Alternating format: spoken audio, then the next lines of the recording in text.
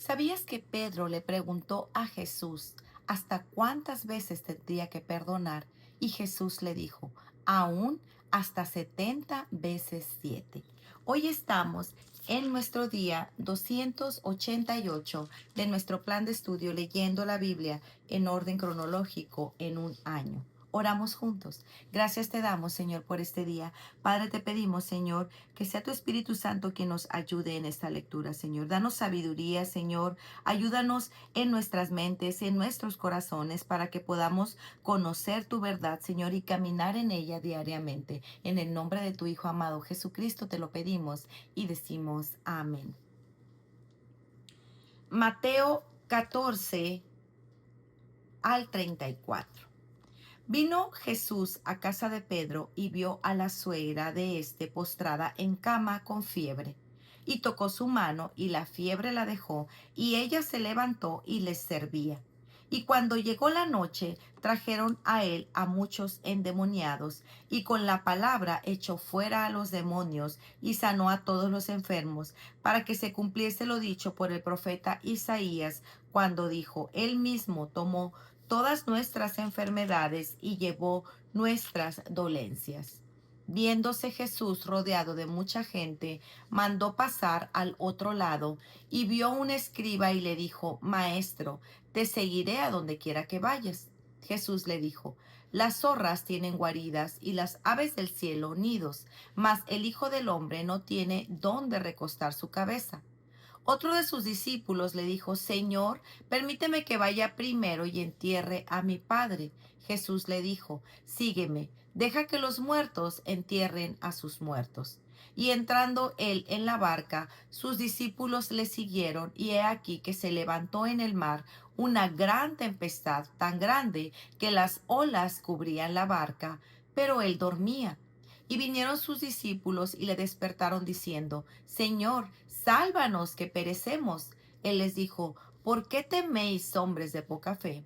Entonces, levantándose, reprendió a los vientos y al mar, y se hizo grande bonanza. Y los hombres se maravillaron diciendo, ¿qué hombre es este que aun los vientos y el mar le obedecen? Cuando llegó a la otra orilla, a la tierra de los Gadarenos, vinieron a su encuentro dos endemoniados que salían de los sepulcros, feroces en gran manera, tanto que nadie podía pasar por aquel camino. Y clamaron diciendo, ¿qué tienes con nosotros, Jesús, Hijo de Dios? ¿Has venido acá para atormentarnos antes de tiempo? Estaba paciendo lejos de ellos un hato de muchos cerdos, y los demonios le rogaron diciendo, si nos echas fuera, permítenos ir a aquel hato de cerdos. Él les dijo, id. Y ellos salieron y se fueron a aquel hato de cerdos, y he aquí, todo el hato de cerdos se precipitó en el mar por un despeñadero y perecieron en las aguas. Y los que apacentaban huyeron y viniendo a la ciudad contaron todas las cosas y lo que había pasado con los endemoniados. Y toda la ciudad salió al encuentro de Jesús y le vieron y le rogaron que se fuera de sus contornos. Marcos 4. Otra vez comenzó Jesús a enseñar junto al mar y se reunió alrededor de él mucha gente, tanto que entrando en una barca se sentó en ella en el mar, y toda la gente estaba en tierra junto al mar, y les enseñaba por parábolas muchas cosas, y les decía en su doctrina, Oíd, he aquí el sembrador salió a sembrar, y al sembrar aconteció que una parte cayó junto al camino, y vinieron las aves del cielo y la comieron.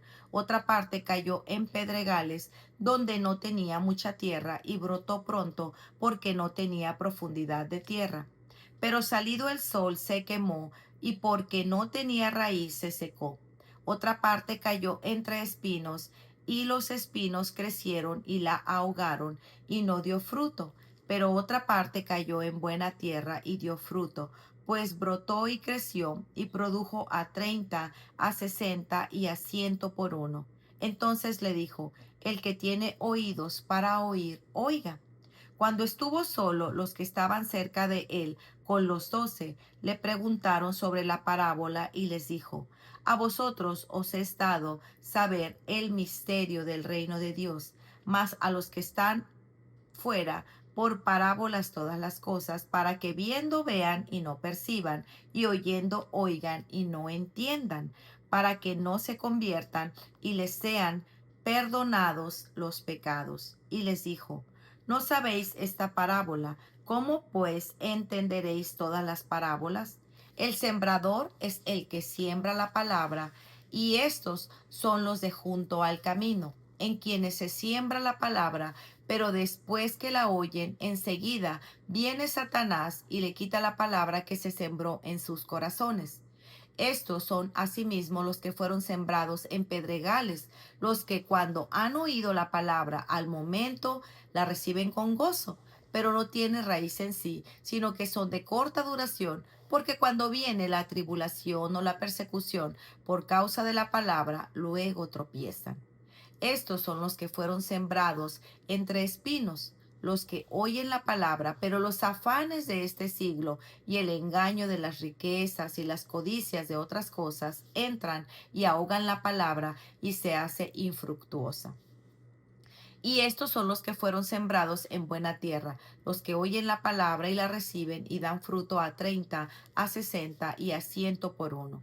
También les dijo, ¿acaso se trae la luz para ponerla debajo del almud o debajo de la cama? ¿No es para ponerla en el candelero? Porque no hay nada oculto que no haya de ser manifestado, ni escondido que no haya de salir a la luz. Si alguno tiene oídos para oír, oiga. Les dijo también, mirad lo que oís, porque con la medida con que medís os será medido, y aún se os añadirá a vosotros los que oís. Porque al que tiene se le dará, y al que no tiene, aún lo que tiene se le quitará.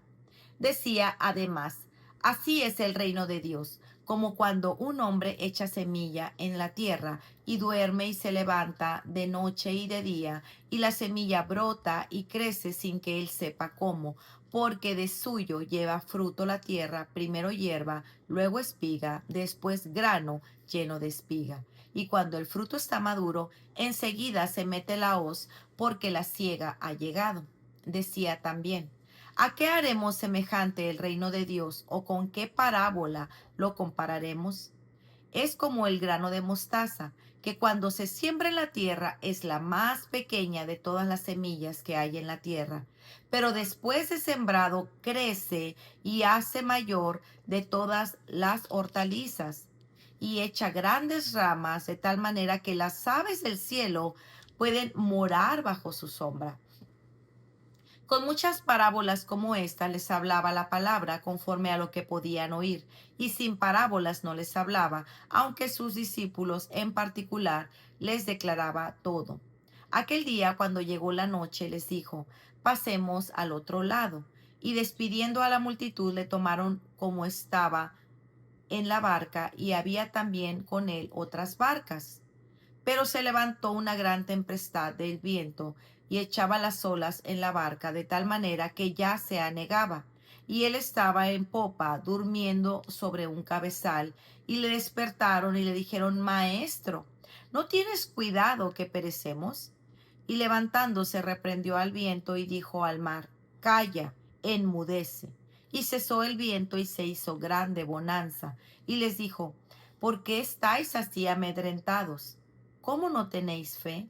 Entonces temieron con gran temor y se decían el uno al otro, ¿quién es este que aun el viento y el mar le obedecen? Marcos 5. Vinieron al otro lado del mar, a la región de los Gadarenos, y cuando salió él de la barca, enseguida vino a su encuentro de los sepulcros un hombre con un espíritu inmundo, que tenía su morada en los sepulcros, y nadie podía atarle, ni aun con cadenas, porque muchas veces había sido atado con grillos y cadenas, mas las cadenas habían sido hechas pedazos por él y desmenuzado los grillos, y nadie le podía dominar.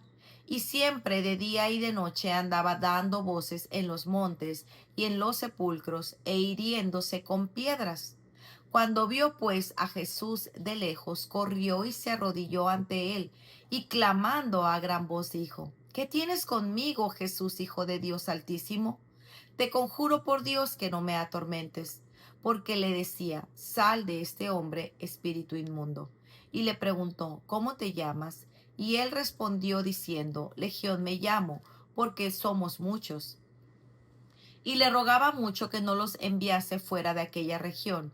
Estaba ahí cerca del monte un gran hato de cerdos paciendo, y le rogaron todos los demonios diciendo, envíanos a los cerdos para que no para que entremos en ellos. Y luego Jesús les dio permiso. Y saliendo aquellos espíritus inmundos entraron en los cerdos, los cuales eran como 2000. Y el hato se precipitó en el mar por un despeñadero, y en el mar se ahogaron. Y los que apacentaban los cerdos huyeron y dieron aviso en la ciudad y en los campos, y salieron a ver qué era aquello que había sucedido. Vienen a Jesús y ven al que había sido atormentado del demonio y que había tenido la legión, sentado, vestido y en su juicio cabal, y tuvieron miedo. Y le contaron los que habían visto cómo había acontecido al que había tenido el demonio y lo de los cerdos. Y comenzaron a rogarle que se fueran de sus contornos. Y al entrar en la barca, el que había sido endemoniado le rogaba que le dejase entrar con él. Mas Jesús no se lo permitió, sino que le dijo, vete a tu casa, a los tuyos, y cuéntales cuán grandes cosas el Señor ha hecho contigo y cómo ha tenido misericordia de ti. Y se fue y comenzó a publicar en Decápolis cuán grandes cosas había hecho Jesús con él, y todos se maravillaban. Pasando otra vez Jesús en una barca a la otra orilla, se reunió alrededor de él una gran multitud, y él estaba junto al mar. Y vino uno de los principales de la sinagoga, llamado Jairo, y luego que le vio, se postró a sus pies, y le rogaba mucho, diciendo, mi hija está agonizando, ven y pon tus manos sobre ella para que sea salva, y vivirá. Fue pues con él, y le seguía una gran multitud, y le apretaban. Pero una mujer que desde hacía 12 años padecía flujo de sangre, y había sufrido mucho de muchos médicos, y gastado todo lo que tenía, y nada había aprovechado, antes le iba peor. Cuando oyó hablar de Jesús, vino por detrás entre la multitud y tocó su manto, porque decía, si tan solo tocare su manto, seré salva. Y enseguida la fuente de su sangre se secó, y sintió en el cuerpo que estaba sana de aquel azote. Luego Jesús, conociendo en sí mismo el poder que había salido de él, volviéndose a la multitud, dijo, ¿quién ha tocado mis vestidos? Sus discípulos le dijeron, ¿ves que la multitud te aprieta y dices, ¿quién me ha tocado? Pero él miraba alrededor para ver quién había hecho esto. Entonces la mujer, temiendo y temblando, sabiendo lo que en ella había sido hecho, vino y se postró delante de él y le dijo toda la verdad. Y él le dijo, hija, tu fe te ha hecho salva, ve en paz y queda sana de tu azote. Mientras él aún hablaba, vinieron de la casa principal de la sinagoga diciendo, tu hija ha muerto, ¿para qué molestas más al maestro? Pero Jesús, luego que oyó lo que se decía, dijo al principal de la sinagoga, no temas, cree solamente. Y no permitió que se le siguiese nadie, sino Pedro, Jacobo y Juan, hermano de Jacobo. Y vino a casa del principal de la sinagoga, y vio el alboroto, y a los que lloraban y lamentaban mucho. Y entrando les dijo, ¿por qué alborotáis y lloráis? La niña no está muerta, sino duerme. Y se burlaban de él. Mas él, echando fuera a todos, tomó al padre y a la madre de la niña y a los que estaban con él, y entró donde estaba la niña, y tomando la mano de la niña le dijo, Talita cumi, que traducido es, niña, a ti te digo, levántate. Y luego la niña se levantó y andaba, pues tenía 12 años, y se espantaron grandemente. Pero él les mandó mucho que nadie lo supiese, y dijo que se le diese de comer. Para reflexionar. ¿Habías escuchado antes que los evangelios de Mateo, Marcos y Lucas son conocidos como los evangelios sinópticos? Sinóptico viene de la palabra sinopsis, lo cual según la Real Academia Española, significa una disposición gráfica que muestra o representa cosas relacionadas entre sí, facilitando su visión conjunta. En palabras sencillas, podríamos decir que estos tres primeros evangelios fueron escritos por sus respectivos tres autores bajo el mismo punto de vista.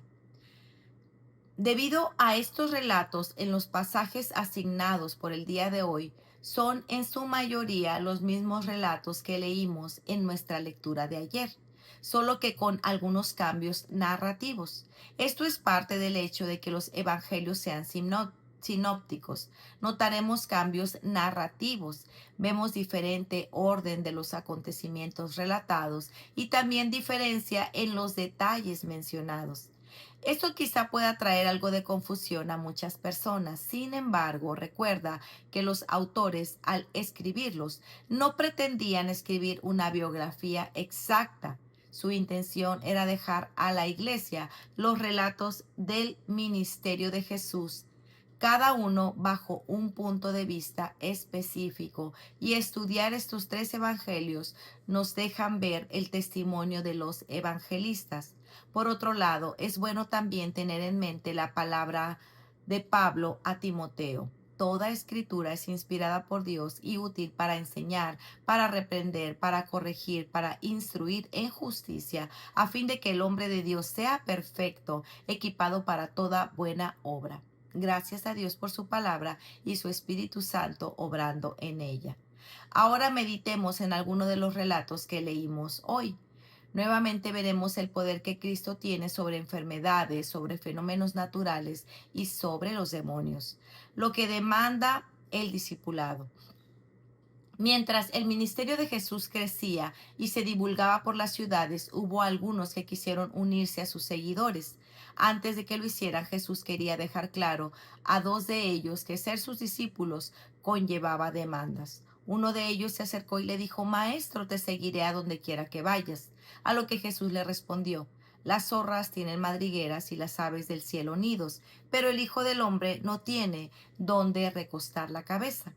Jesús es el Hijo de Dios, por ello, él tenía todo el derecho a los beneficios del reino. Sin embargo, no consideró el ser igual a Dios como algo a que aferrarse, sino que se despojó a sí mismo tomando forma de siervo, haciéndose semejante a los hombres, y hallándose en forma de hombre, se humilló él mismo, haciéndose obediente hasta la muerte y muerte de cruz. Filipenses 2, 6 al 8.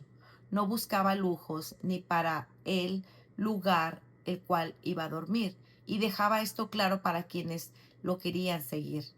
¿Has escuchado de personas que vienen a Cristo creyendo que su vida va a mejorar en todos los aspectos, familiarmente, emocionalmente, económicamente, etcétera, pero sin buscar una transformación personal?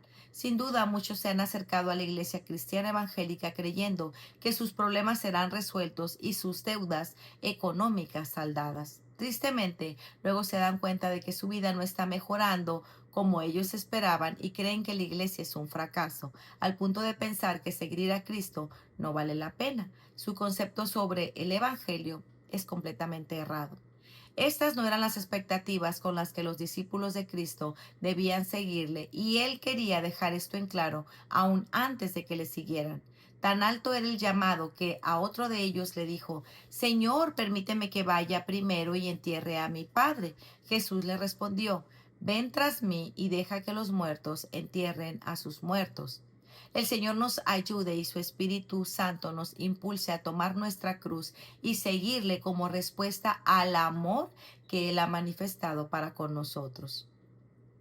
Jesús calma la tempestad. Imagínate la escena: te subes a una barca, no a un sofisticado crucero, sino a una barca, y mientras estás tratando de pasar al otro lado del mar, se desata una tormenta. No es una lluvia ligera, es una tormenta, tal que la barca comienza a llenarse de agua. ¿Y ahora qué? ¿Qué haces en esos momentos? ¿Te lanzas al mar o te quedas ahí? ¿Qué sería lo mejor? Los discípulos de Jesús pasaron por esto. Lo reconfortante en su caso es que ellos tenían a Jesús en su barca. Aún así, su reacción no fue la mejor. Resulta que Jesús estaba durmiendo en la parte trasera del barco cuando la tormenta ocurría. Así que cuando los discípulos vieron que la tormenta arreciaba, fueron a despertarlo. Y lo primero que Jesús escuchó de ellos fue: Maestro, ¿no te importa que perezcamos? Jesús entonces se levanta y ordena al viento y al mar que se calmen. Después mira a los discípulos y les dice: ¿Por qué están atemorizados?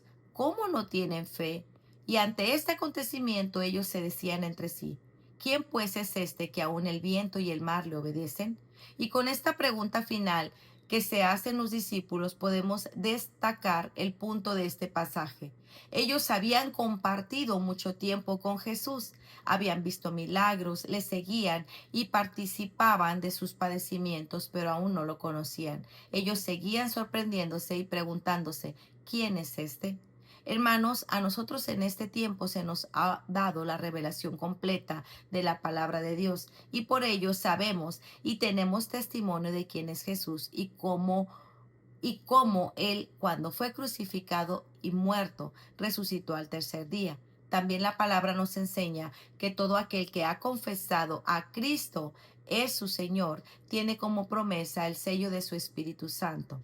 Si has experimentado esto como verdad en tu vida, puedes estar confiado de que en medio de cualquier tormenta que atravieses, aunque tu maestro parezca estar dormido, no lo está. Y ciertamente le importan tus circunstancias.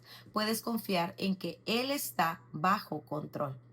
Personas en diferentes circunstancias de rodillas al Señor. Marcos 5. ¿Notaste este detalle? El capítulo 5 de Marcos nos presenta a tres personas: el endemoniado gadareno, Jairo, que ruega a Jesús por su hija enferma, y la mujer que tenía el flujo de sangre. Estas tres personas se encontraban en diferentes circunstancias, pero en reconocimiento de quién era Jesús, las tres personas se postraron delante de él. Es importante notar el tipo de personas que le buscaron, porque vemos que no le siguen necesariamente personas importantes o de renombre, sino aquellos que lo necesitaban. Este es el mensaje del Evangelio. Nosotros sin Cristo estamos ciegos espiritualmente, andamos por caminos desviados que nos llevan a la perdición. Pablo en Efesios 2 nos recuerda cuál es nuestra naturaleza sin Dios. Sin Cristo vivimos en los deseos de nuestra carne y nuestros pensamientos. Somos por naturaleza hijos de ira. Estamos muertos en nuestros delitos y pecados. Efesios 2, 1 al 5. Sin Dios somos parte de los pobres en espíritu, pues somos ciegos ante la realidad del sacrificio de Cristo. Mas Cristo ha venido para darnos vida y vida en abundancia. Ven, postrémonos delante de Él en adoración, pues solamente Él es digno. Para meditar: ¿a qué te estás aferrando hoy que te impide ser un fiel seguidor de Cristo? ¿Qué circunstancias estás atravesando actualmente, la cual el Señor ha usado como un medio para aumentar tu fe? Pues muy bien, amigos, este ha sido nuestro día 288. Nos vemos el día de mañana. Que el Señor les bendiga grandemente. Hasta pronto. Bendiciones.